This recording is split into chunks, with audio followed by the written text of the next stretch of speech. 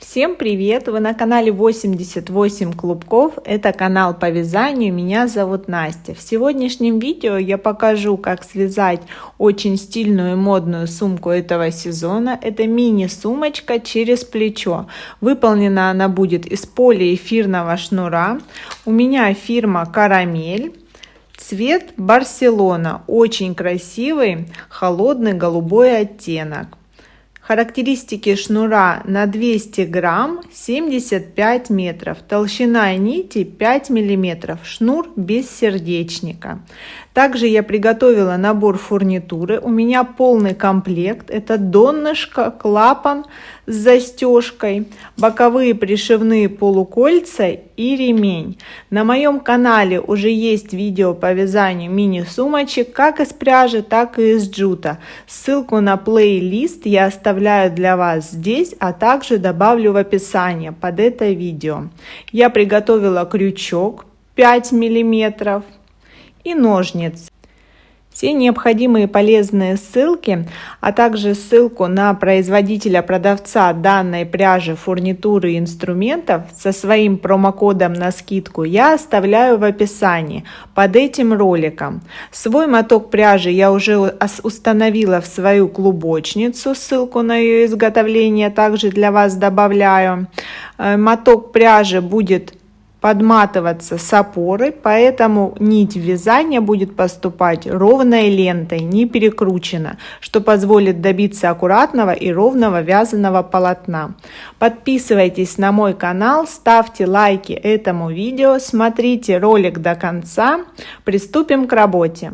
Мое донышко имеет размеры 11 на 5 сантиметров и 24 отверстия. Я ввожу крючок в первое отверстие по более длинной стороне. Мне сейчас нужно произвести декоративную обвязку. Нить я взяла с запасом около метра, метра 20. Этот запас мне потребуется для бесшовного соединения рядов. Я вытягиваю первую петлю. Вставляю крючок поочередно в каждую следующую, просто протягиваю в петлю на крючке. Так, отверстие за отверстием по всему периметру я провожу соединительными стежками обвязку.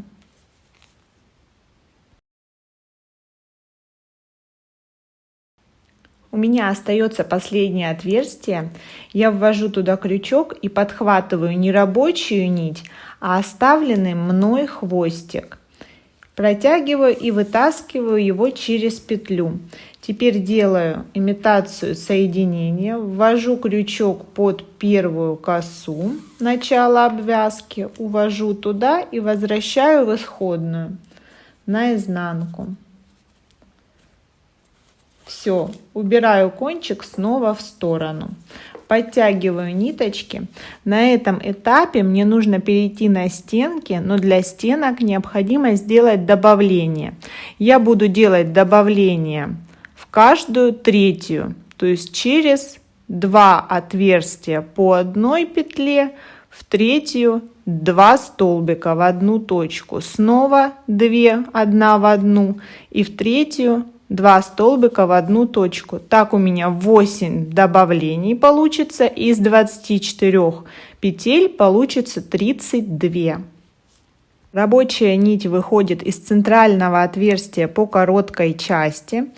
Я буду вставлять крючок в следующее отверстие, но мне нужно подхватить полупетлю обвязки и вытащить первый столбик. Закрепить его воздушной. Это необходимо, чтобы декоративная обвязка не была как бы отдельно от всего вязаного полотна. Далее я вставляю крючок, подхватывая полупетлю обвязки в следующее отверстие, вывожу петлю, провязываю. Обратите внимание, я провязала сейчас по одной петле в одну точку. В следующую точку я буду провязывать 2 петли, то есть делать добавление. Повторюсь, таких добавлений у меня 8 по моему донышку. И вот оно первое, я провязала 2 петли в одну точку. Так далее, равномерно через каждые 2 одинарных на третью я вяжу добавление до этого момента.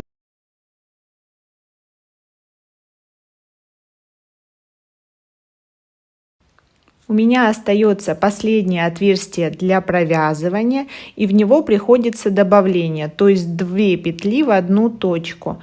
1, 2, 3, 4, 5, 6, 7, оно 8, как я и предполагала. Вставляю крючок за полупетлю обвязки, провязываю первое, и второе я провязываю не рабочей нитью, а краем нити, который остался от начала вязания, и вытягиваю его, чтобы соединить ряд.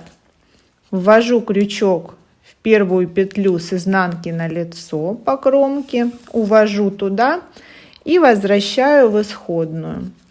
Здесь вставляю за 2 нити и увожу, подтягиваю. Вот что получается: бесшовное соединение. И я перешла на свои 32 петли, они сохранятся на протяжении всего вязания. Сейчас мне нужно укрепить первый ряд. Это обвязка, которая создаст ребро жесткости и будет хорошо держать форму изделия от дна. Итак, вот отрез нити, которым я соединяю ряды. Я подтягиваю, и мне видно эту петлю, которую я им образовала. Я вставляю крючок в заднюю полупетлю моего соединения рядов, подхватываю рабочую нить, вытаскиваю. Теперь в следующую заднюю полупетлю вытаскиваю. И так я буду провязывать соединительные стежки по всему периметру донышка. Здесь главное не затянуть, провязать с тем же натяжением нити, что и первый ряд.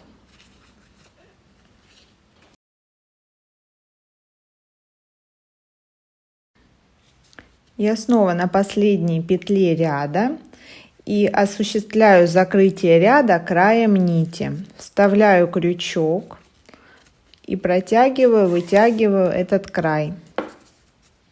Для бесшовного соединения ввожу в первую кромочную косу с лица на изнанке и увожу в исходную на изнанку.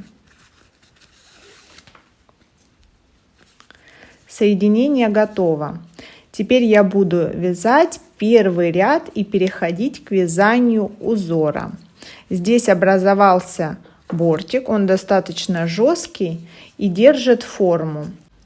Я подтягиваю нить соединения, вижу, какая петля у меня уменьшается в размере, и это будет первая петля каждого ряда. Вставляю туда крючок. Крючок сейчас вставляю в то же самое отверстие, куда проводила обвязку, под кромочную косу и под перемычки с изнанки входит крючок. Итак, я возвращаюсь к своему началу ряда, вставляю крючок, подхватываю рабочую нить, вывожу на лицо. Далее оставляю эту петлю на крючке, вставляю крючок в следующее отверстие для провязывания, вывожу петлю и провязываю 2 вместе. Далее буду вставлять в крючок в полупетлю столбика, который уже провязан, и следующее отверстие для провязывания. Вывожу и провязываю. Далее петля за петлей, столбик за столбиком. Подхватываю полупетлю столбика, который был только что провязан, и вставляю в следующее отверстие для провязывания. У меня образуются такие наклонные стежки. Вяжу до конца ряда, где буду делать соединение рядов.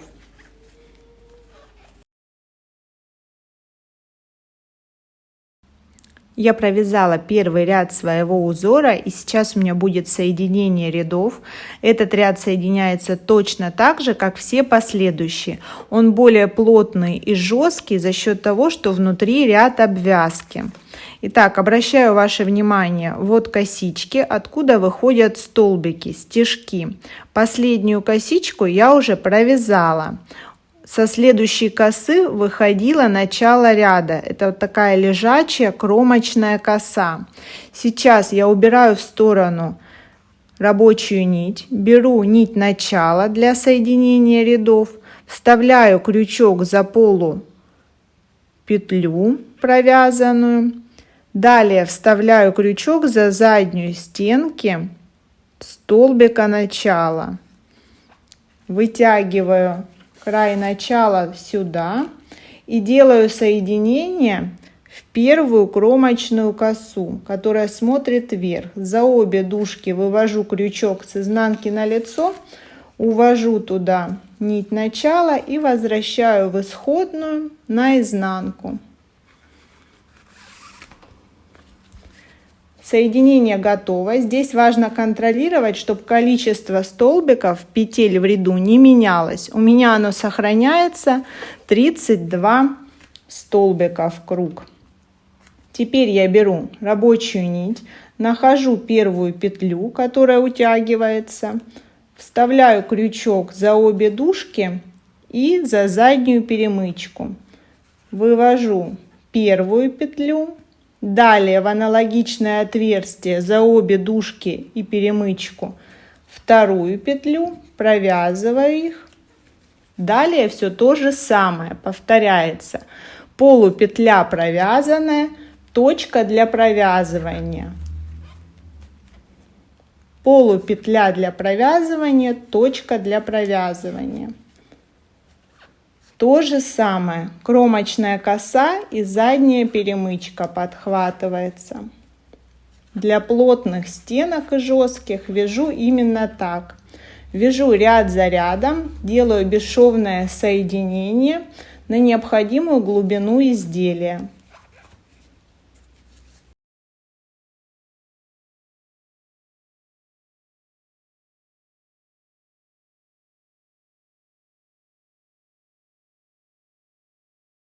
Я провязала 14 рядов узора, это соответствует 17 сантиметров глубины изделия.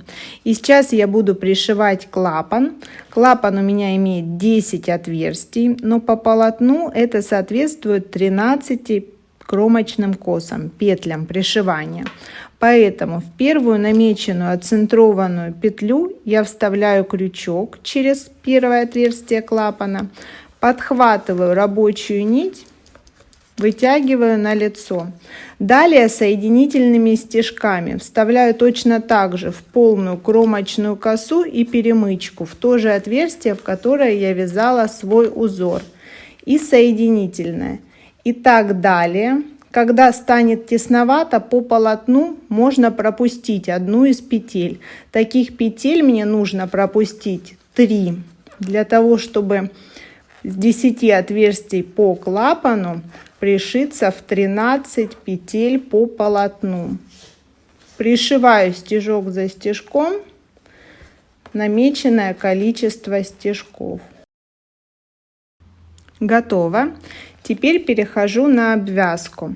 Обвязку я буду совершать в ту же самую точку вязания, что и все столбики, соединительными стежками, то есть в кромочную косу и перемычку.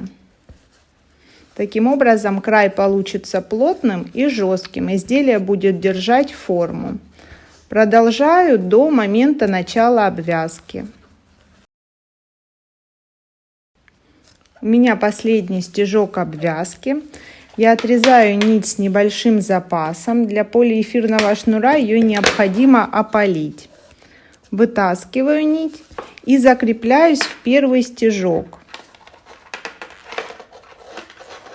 Увожу нить туда, подтягиваю для того, чтобы обвязочные петли были одинакового размера. И увожу в исходную петлю на изнанку и прячу кончики.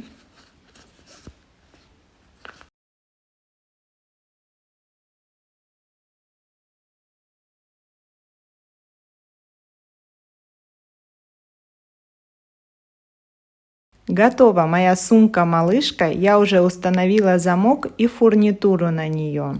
Решила пришивные кольца заменить разъемными. Все необходимые данные по параметрам готового изделия и расходу материала я оставляю для вас в описании под этим роликом. Также добавляю здесь ссылку на пошив и вшивание подкладов в такое изделие. Остаток пряжи позволяет сделать изделие немного большего размера на 2-4 петли от дна или сделать и дополнить изделие аксессуаром-футляром, очень модным и стильным в этом сезоне. Футляр-брелок для наушников или помады. Будет смотреться отлично, закрепится на разъемное полукольцо и добавит градус стиля в ваш образ. Пишите в комментариях, если хотите видео по изготовлению брелка-футляра. Подписывайтесь на мой канал, ставьте лайки, будет много интересных видео. Всем пока!